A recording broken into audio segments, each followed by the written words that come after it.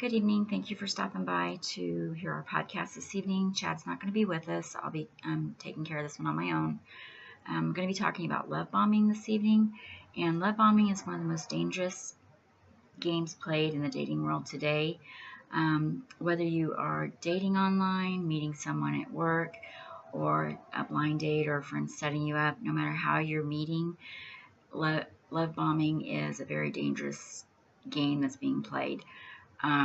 Basically what it is they are putting you up on a pedestal at the very beginning of when you're meeting, whether it's, you're texting back and forth, or you're talking on the phone, or like I said, you meet in person, but they're basically building you up, and they tell you what you want to hear. I was in a relationship with someone, and it was the last relationship that I was in.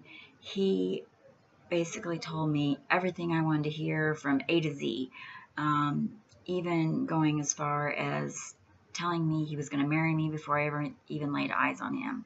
He made me fall in love with him before I ever even laid eyes on him. I know that sounds crazy, but it happened. And I was madly in love with this guy before I ever even knew him. Sounds crazy, but it's the truth.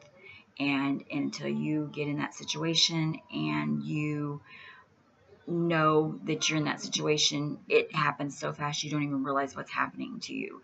It's like they're brainwashing you.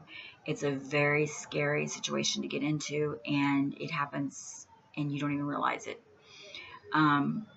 You can be sitting there saying, wow, how could that happen? But I'm telling you, it happens, and it happens all too often these days. And it happened to me, and I didn't even realize it had happened until it was way too late, and until I could not get out of it. And then when I finally did meet him, I was madly in love with him, and he had me hooked. And then I let him use me and abuse me, and I let it go on for 2 years and didn't even realize that I was in that abusive situation.